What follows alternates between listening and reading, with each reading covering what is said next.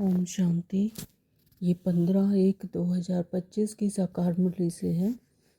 बाबा ने इस मुरली में कहा कि जो स्वच्छ बनेंगे वही देवता बन सकेंगे।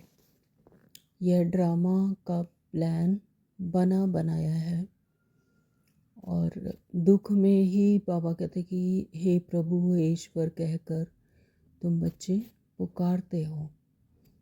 तो यह ऐसा सर्वव्यापी कहकर बाबा की गिलानी की है कि कच्छ मच्छ में भी परमात्मा है। बाबा ने कहा इस मुरली में कि जब भारत में मेरी और देवी देवताओं की गिलानी करते करते रहते हैं तो सीढ़ी उतरते तमो प्रधान बन जाते हैं। बाबा ने कहा कि कभी भी सतयुग में कभी अकाले मृत्यु नहीं होती। रावण पत्थर बुद्धि का तुच्छ बुद्धि बनाते हैं। इस पढ़ाई का उद्देश्य ही नर से नारायण बनना है। यही हमारा उद्देश्य है। सतयुग में आयु 150 वर्ष रहती है। बाबा कहते अब यह खेल पूरा हुआ, अब घर चलो। बाबा ने कहा मनुष्य मात्र तो क्या प्रकृति को भी सतो प्रधान बनाते हैं। बाबा ने बताया इस मुरली में कि यह पढ़ाई है, यह तो रोज पढ़नी चाहिए। भगवान वच मैं तुमको राजाओं का राजा बनाता हूँ। यह है रूहानी नॉलेज। बाबा कहते हुए तुम ब्राह्मणों के सिवाय कोई दे ना सके। धारणा में बाबा ने बताया कि माया से अब मुख मोड़ लो और खुशी में रहो कि अब हम पुरुषोत्तम बन रहे हैं। विश्व का राज्य भाग्य लेने के लिए पवित्र बनना है और बाप समान निरहंकारी बनकर सेवा करनी है। वरदान में बाबा ने कहा एक के साथ सर्व रिश्ता निभाने वाले सर्व किनारों से मुक्त संपूर्ण फरिश्ता भव। स्लोगन में कहा बाबा ने कि स्नेह ऐसा चुंबक है जो गिलानी करने वाले को भी समीप ले आता है। तो शुरू करते हैं आज की मुरली। बाबा कहते हैं मीठे बच्चे, हाँ जी बाबा, बाप आया है तुम बच्चों को स्वच्छ बुद्धि बनाने। तो जब स्वच्छ बनो तब तुम देवता बन सको। स्वच्छ बुद्धि यानी अपने असली स्वरूप सत्य स्वरूप की जब समझ देते हैं परमात्मा बाबा हमें, और जब हम देह भान से छूटते हैं जिसका कि हमें 63 जन्मों से हमें उस देह भान में है, तो जब उस देह भान से छूट जाएंगे तब बनेंगे हम स्वच्छ बुद्धि। तो बाबा कहते तभी विकर्मों का विनाश होता है, नष्ट कर पाएंगे। तो ये इमोशन संकल्प सेंसेशन और ये जब मुझ आत्मा के नहीं है, जब मैं उस स्मृति में टिकूंगी, जब मैं यह समझ आएगा, यह सत्य समझ आएगा कि मैं आत्मा तो हूँ ही पवित्र, मैं तो सदा ही पावन हूँ।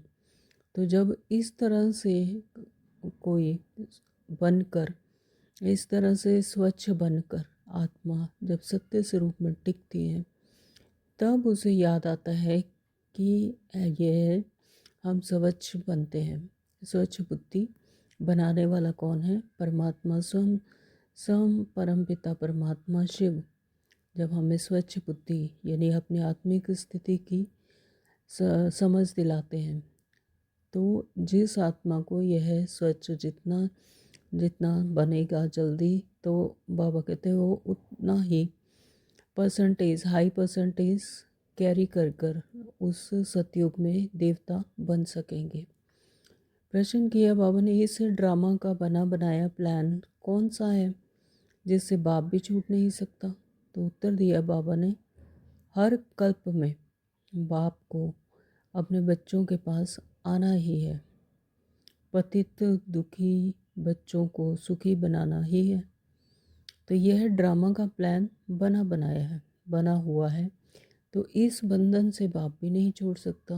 तो यानी बाप भी इस ड्रामा में नूंद है, उनका भी पार्ट नूंद है कि संगम युग पर वो आकर अपने बच्चों को यह समझ देते हैं, ये ज्ञान देते हैं।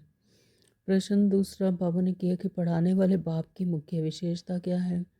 उत्तर दिया है कि वह बहुत निरहंकारी बन पतित दुनिया पतित तन में आते हैं। निरहंकारी बनकर इतने पतित आत्मा, इतनी पावन आत्मा पतित दुनिया में और पतित तन में कैसे आते, निरहंकारी बनकर कि मुझे अपने बच्चों का कल्याण करना है, उन्हें समझ देनी है जो कि भूले बैठे हैं और दुख उठा रहे हैं। तो बाप इस समय तुम्हें स्वर्ग का मालिक बनाते हैं कि तुम फिर द्वापर में उनके लिए सोने का मंदिर बनाते हो। गीत दिया बाबा ने इस पाप की दुनिया से। ओम शांति। ओम शांति बाबा। मीठे मीठे रूहानी बच्चों ने यह गीत सुना कि दो दुनिया है, एक पाप की दुनिया और एक पुण्य की दुनिया। तो दुख की दुनिया और सुख की दुनिया। सुख जरूर कोई नई दुनिया नए मकान में नहीं हो सकता है, नए मकान में ही हो सकता है, पुराने मकान में तो दुख ही होता है।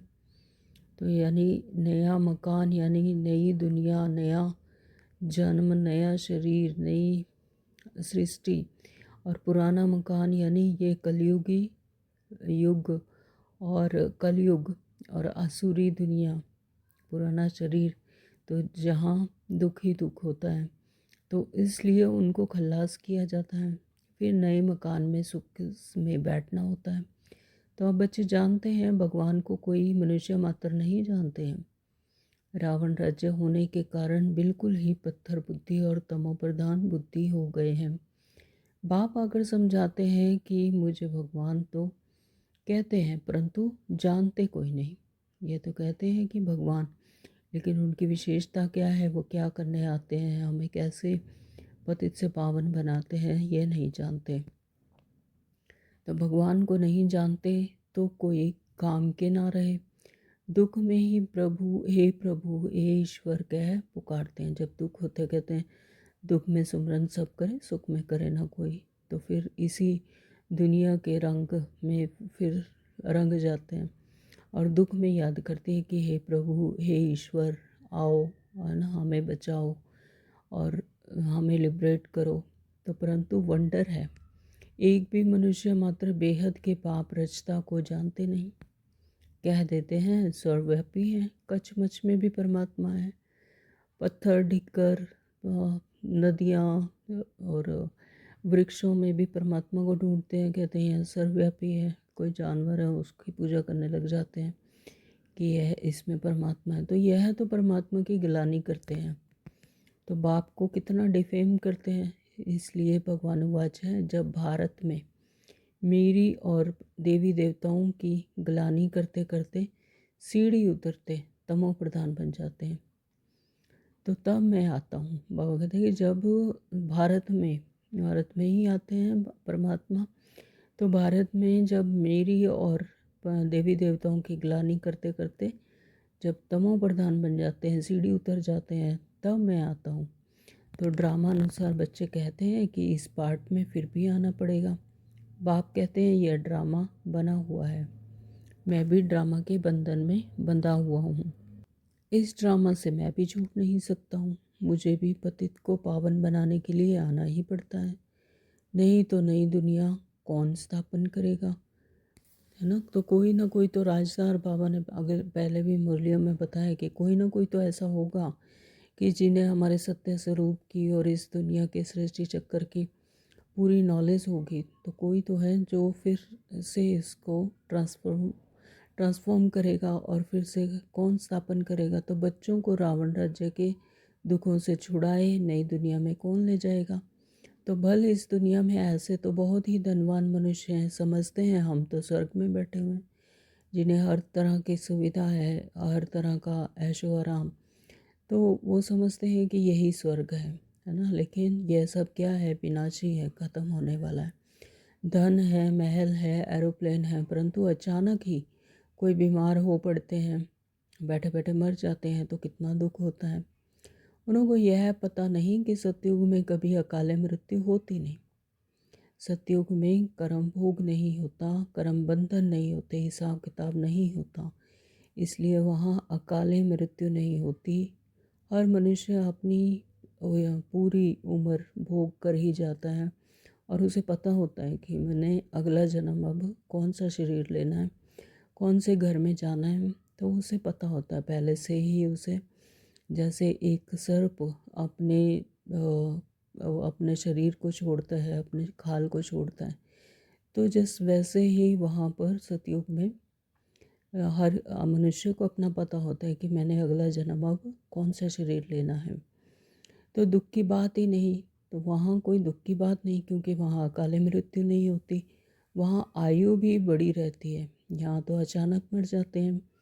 सतयुग में ऐसी बातें होती नहीं। वहाँ क्या होता है यह भी कोई नहीं जानते। इसलिए बाप कहते हैं कि कितने तुच्छ बुद्धि हैं, मैं आकर इन्हों को स्वच्छ बुद्धि बनाता हूँ। रावण पत्थर बुद्धि तुच्छ बुद्धि बनाते हैं और भगवान स्वच्छ बुद्धि बना रहे हैं, यानी हमें अपना आत्मिक सत्य स्वरूप की समझ दे रहे हैं। तो बाप तुमको मनुष्य से देवता बना रहे हैं। सब बच्चे कहते हैं सूर्यवंशी महाराजा महारानी बनने आए हैं। तो किसी भी बच्चे से पूछो तो यही कहते हैं कि हम महाराजा महारानी बन रहे हैं, सूर्यवंशी बन रहे हैं। तो एम ऑब्जेक्ट सामने है, नर से नारायण बनना है। यह है सत्यनारायण की कथा। तो फिर भक्ति में ब्राह्मण कथा सुनाते रहते हैं। तो भक्ति में भी ब्राह्मण जो है कुख वंशावली ब्राह्मण, वो ही क्या करते हैं, कथा सुनाते हैं। तो सचमुच कोई नर से नारायण बनता थोड़ी है। तुम तो सचमुच नर से नारायण बनने आए हो। कोई कोई पूछते हैं आपकी संस्था का उद्देश्य क्या है, तो बोलो नर से नारायण बनना। तो हम क्या करते हैं, मनुष्य से देवता बनते हैं, नर से नारायण। तो यह है हमारा उद्देश्य। परंतु यह कोई संस्था नहीं है, यह तो परिवार है। माँ बाप बच्चे बैठे हैं, भक्ति मार्ग में तो गाते थे, तो मात पिता हम बारिक तेरे। तो हे मात पिता, जब आप आते हैं तो हम आपसे सुख गनेरे लेते हैं, तो हम विश्व के मालिक बनते हैं। अभी तुम विश्व के मालिक बनते हो ना, तो सो भी स्वर्ग के। अब ऐसे बाप को देखते कितना खुशी का पारा चढ़ना चाहिए। जिसको आधा कल्प याद किया है, हे भगवान आओ, आप आएंगे तो हम आपसे बहुत सुख पाएंगे। यह बेहद का बाप तो बेहद का वर्षा देते हैं, सो भी 21 जन्म के लिए। बाप कहते हैं मैं तुमको दैवीय संप्रदाय बनाता हूँ, रावण आसुरी संप्रदाय बनाते हैं। तो मैं आदि सनातन देवी देवता धर्म की स्थापना करता हूँ। वहाँ पवित्रता के कारण आयु भी बड़ी रहती है। तो सतयुग में पवित्र रहते हैं, इसलिए किसी से कोई कर्म बंधन नहीं, कोई हिसाब किताब नहीं, इसीलिए आयु भी क्या रहती है वहाँ पर बड़ी रहती है। तो यहाँ है भोगी, अचानक मरते रहते हैं। वहाँ योग से वर्षा मिला हुआ रहता है, तो आयु भी 150 वर्ष रहती है। कहाँ, सतयुग में। तो अपने समय पर एक शरीर छोड़ दूसरा ले लेते हैं। तो यह नॉलेज बाप ही आकर बैठकर देते हैं। भक्त भगवान को ढूंढते हैं, समझते हैं शास्त्र पढ़ना, तीर्थ आदि करना, यह सब भगवान के मिलने के रास्ते हैं। बाप कहते हैं यह रास्ते हैं ही नहीं, रास्ता तो मैं ही बताऊंगा। तुम तो कहते हैं हे अंधों की लाठी प्रभु, आओ हमको शांति धाम सुख धाम ले चलो। तो बाप ही सुख धाम का रास्ता बताते हैं। बाप कभी दुख नहीं देते, यह तो बाप पर झूठे इल्ज़ाम लगा देते हैं। कोई मरता है तो भगवान को गाली देने लग पड़ते हैं। होता है ना ऐसे ही स्थूल में, कि कोई मर गया या कुछ किसी का नुकसान हुआ तो कहते हैं कि भगवान मेरे साथ ही ऐसे क्यों करते हैं, मेरे साथ ही ऐसा क्यों किया। तो जैसे गाली देने लग पड़ते हैं। बाबा कहते हैं कि मैं थोड़े ही किसी को मारता हूँ या दुख देता हूँ, यह सभी का अपना अपना कर्म भोग है। तो यह तो हर एक का अपना पार्ट है। मैं जो राज्य स्थापन करता हूँ वहाँ अकाले मृत्यु दुख आदि कभी होता नहीं। तो परमात्मा हमें सुख राज्य में भेजते, स्थापन करके सुख साम्राज्य में, सुख राज्य में भेजते, सतयुग में भेजते हैं। तो वहाँ तो कोई दुख नहीं होता, ना ही वहाँ अकाले मृत्यु होती है। तो मैं तो तुमको सुख धाम में ले चलता हूँ। तो बच्चों के रोमांच खड़े हो जाने चाहिए, खुशी होनी चाहिए। ओहो बाबा हमको पुरुषोत्तम बना रहे हैं। तो मनुष्यों को यह पता नहीं है कि संगम युग को पुरुषोत्तम कहा जाता है। पुरुषोत्तम युग क्या है? कमाई करने का युग, यानी संगम युग। जब हम परमात्मा से मिलकर, जब परमात्मा की समझ मिलती है तो योग और ज्ञान के द्वारा धारण करके पुरुषार्थ करते हैं, तो यह क्या होगा? संगम युग, पुरुषोत्तम युग, कमाई करने का युग। तो भक्ति मार्ग में भक्तों के ने फिर पुरुषोत्तम मास आदि बैठ बनाए हैं, तो वास्तव में है पुरुषोत्तम युग। जबकि बाप आकर ऊंचते ऊंचे बनाते हैं, अभी तुम पुरुषोत्तम बन रहे हो। तो अभी संगम युग पर जब परमात्मा ने हमें समझ दी अपनी आत्मा की, अपने आत्मिक स्वरूप की, तब हम पुरुषोत्तम बन रहे हैं। तो सबसे ऊंचे ते ऊंच पुरुषोत्तम लक्ष्मी नारायण ही हैं। मनुष्य तो कुछ भी नहीं समझते। चढ़ती कला में ले जाने वाला एक बाप ही है। सीढ़ी पर किसी को भी समझाना बहुत सहज है। सीढ़ी का चित्र है, उसको ध्यान से देखेंगे, समझेंगे तो पता चलेगा, और समझना बहुत सहज है। बाप कहते हैं कि अब खेल पूरा हुआ, घर चलो। अब यह पुराना छीछी चोला छोड़ना है। यह देभान, ये पुराना शरीर और असुरी स्वभाव, ये सब बाबा कहते हैं कि छीछी चोला अब छोड़ना है।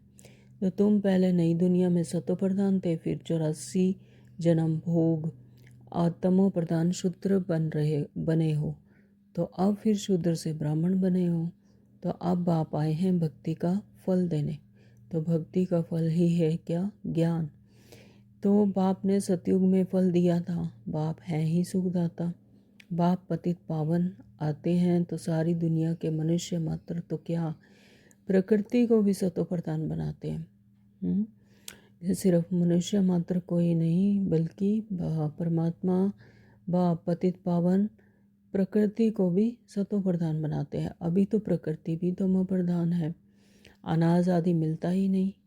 वह समझते हैं हम यह करते हैं, अगले साल बहुत अनाज होगा, परंतु कुछ भी नहीं होता। नेचुरल कैलेमिटीज़ को कोई क्या कर सकेंगे? फैमन पड़ेगा, यानी सूखा पड़ेगा, अर्थक्वेक होंगी, बीमारियां होंगी, रक्त की नदियां बहेंगी।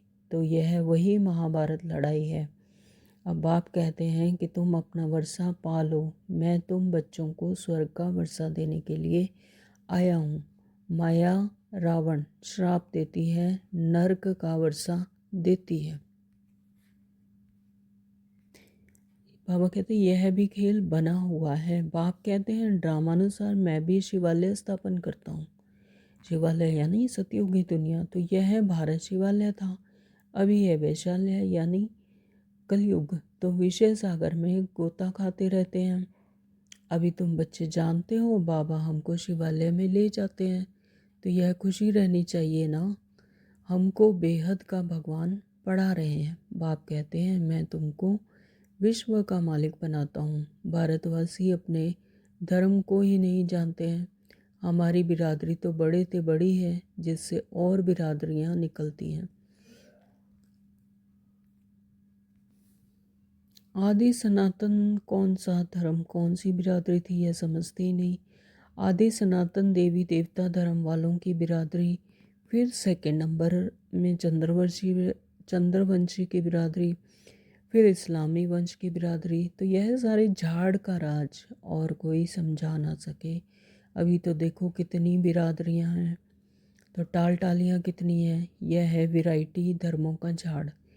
यह बातें बाप ही आकर बुद्धि में डालते हैं। तो यह पढ़ाई है, यह तो रोज पढ़नी चाहिए। भगवान उवाच मैं तुमको राजाओं का राजा बनाता हूँ। भगवान उवाच मैं तुमको राजाओं का राजा बनाता हूँ। तो पतित राजाएं तो विनाशी धन दान करने से बन सकते हैं। मैं तुमको राजाओं का राजा बनाता हूँ, मैं तुमको ऐसा पावन बनाता हूँ जो तुम 21 जन्म के लिए विश्व का मालिक बनते हो। वहाँ कभी अकाले मृत्यु होती नहीं, अपने टाइम पर शरीर छोड़ते हैं तुम। बच्चों को ड्रामा का राज भी बाप ने समझाया है। तो वह बाइस्कोप ड्रामा आदि निकले हैं ना, तो इस पर समझाने में भी सहज होता है। आजकल तो बहुत ड्रामा आदि बनाते हैं, मनुष्यों को तो बहुत शौक हो गया है। वह सब है हद के और यह है बेहद का ड्रामा। तो इस समय माया का पॉम्प बहुत है। मनुष्य समझते हैं अभी तो स्वर्ग बन गया है, आगे थोड़े ही इतनी बड़ी बिल्डिंग्स आदि थी, तो कितना ऑपोजिशन है। भगवान स्वर्ग रचते हैं और माया अपना स्वर्ग दिखाती है। यह है सब माया का पॉम्प। तो इसका फॉल करना होना है, इसका फॉल होना है।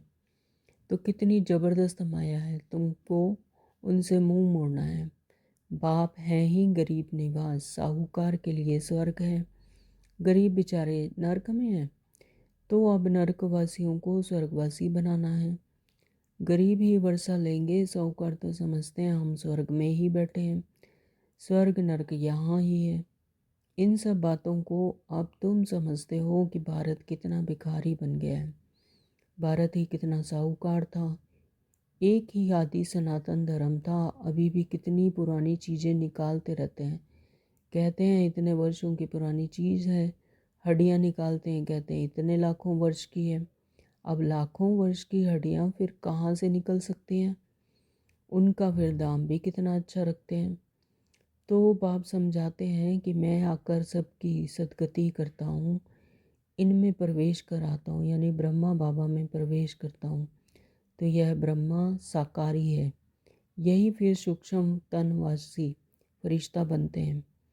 तो वह अव्यक्त और यह व्यक्त, यानी शिव बाबा अव्यक्त और व्यक्त हो गए ब्रह्मा बाबा। तो बाप कहते हैं मैं बहुत जन्मों के भी अंत में आता हूँ।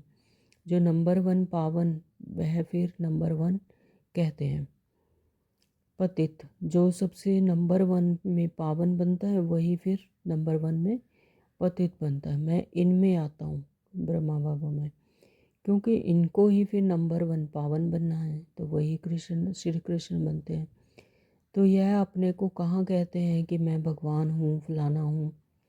बाप भी समझाते हैं कि मैं तो इनके तन में प्रवेश कर इनके द्वारा सबको सतो प्रधान बनाता हूँ।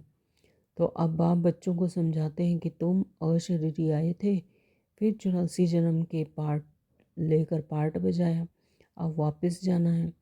तो अपने को आत्मा समझो और देह अभिमान तोड़ो। तो सिर्फ याद की यात्रा पर रहना है और कोई तकलीफ नहीं। जो पवित्र बनेंगे, नॉलेज सुनेंगे, वही विश्व के मालिक बनेंगे। तो कितना बड़ा स्कूल है, पढ़ाने वाला बाप कितना निरहंकारी बन पतित दुनिया पतित तन में आते हैं। भक्ति मार्ग में तुम उनके लिए कितना अच्छा सोने का मंदिर बनाते हो।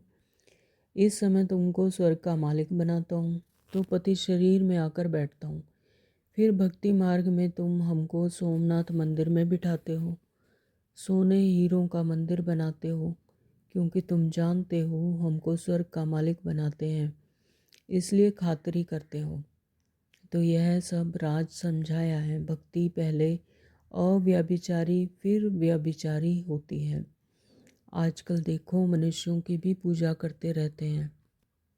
गंगा के कंठे पर देखो शिवो हम कहकर बैठ जाते हैं और माताएं जाकर दूध चढ़ा देती हैं, तो पूजा करती हैं। तो इस दादा ने खुद भी ऐसा किया, पुजारी नंबर 1 बना है ना, तो वंडर है ना। बाप कहते हैं यह वंडरफुल दुनिया है, कैसे स्वर्ग बनता है, फिर कैसे नर्क बनता है। तो यह राज अब बच्चों को समझाते रहते हैं। तो यह ज्ञान तो शास्त्रों में है नहीं, वह है फिलॉसफी के शास्त्र। तो यह है स्पिरिचुअल नॉलेज, जो रूहानी फादर के व तुम ब्राह्मणों के सिवाय कोई दे ना सके, और तुम ब्राह्मणों के सिवाय रूहानी नॉलेज किसी को मिल ना सके।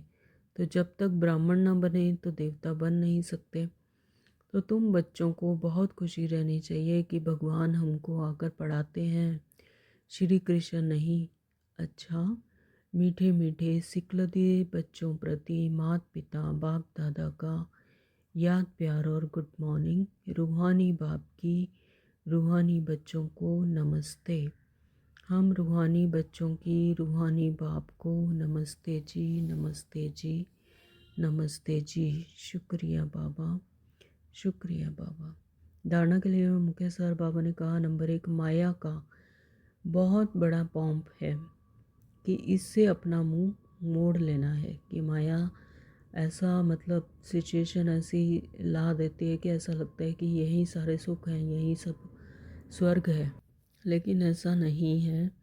तो बाबा कहते हैं इससे अपना मुंह मोड़ लो और सदा इसी खुशी में रोमांच खड़े होने चाहिए, यानी इतना खुशी में रहना चाहिए कि हम तो अभी पुरुषोत्तम बन रहे हैं, तो सभी पुरुषों में उत्तम तो भगवान हमें पढ़ाते हैं। नंबर 2, बाबा ने कहा कि विश्व का राज्य भाग्य लेने के लिए सिर्फ पवित्र बनना है। जैसे बाप निरहंकारी बनकर पतित दुनिया पतित तन में आते हैं, ऐसे बाप समान निरहंकारी बनकर सेवा करनी है। यानी सभी आत्माओं के प्रति इतना स्नेह रहे कि सभी आत्माएं भी मेरे तरह ही आत्मा भाई हैं, ऐसा समझकर निरहंकारी बनकर बाप समान निरहंकारी बनकर सेवा करनी है। वरदान दिया है आज बाबा ने, एक के साथ सर्व रिश्ता निभाने वाले, सर्व किनारों से मुक्त संपूर्ण फरिश्ता भव। यानी एक बाप से सभी रिश्ता, एक के साथ ही सर्व रिश्ता निभाने वाले, सर्व किनारों से मुक्त और संपूर्ण फरिश्ता, यानी बेहद का रिश्ता निभाने वाले ना, बेहद की दृष्टि वृत्ति से ऐसा रिश्ता निभाने वाले फरिश्ता भव। तो जैसे कोई बाबा कहते जैसे कोई चीज़ बनाते हैं तो जब वह बनकर तैयार हो जाती है तो वह किनारा छोड़ देती है। जैसे कि हलवा वगैरह भी जो बनाते हैं तो वो क्या करती है, जब बनकर तैयार हो जाती है किनारा छोड़ दे, तब पता लगता है कि अब ये संपूर्ण हो चुका है, बन चुकी है। तो ऐसे जितना संपन्न स्टेज के समीप आते जाएंगे उतना ही सर्व से किनारा होता जाएगा। तो जब सब बंधनों से वृत्ति द्वारा किनारा हो जाए, अर्थात किसी में भी लगाव ना हो, तब संपूर्ण फरिश्ता बनेंगे। तो एक के साथ सर्व रिश्ते निभाना, यानी परमात्मा पिता के साथ सर्व रिश्ते निभाना, तो किनारे अपने आप ही अलग हो जाएंगे। तो यह ठिकाना है, इससे ही अंतिम फरिश्ते जीवन की मंजिल समीप अनुभव होगी और बुद्धि का भटकना बंद हो जाएगा। स्लोगन दिया बाबा ने, स्नेह ऐसा चुंबक है जो गलानी करने वाले को भी समीप ले आता है। स्नेह यानी स्नेह से जब किसी से भी स्नेह करते हैं तो ग्लानि करने वाले को भी, यानी स्नेह अपर है और ग्लानि डाउन है।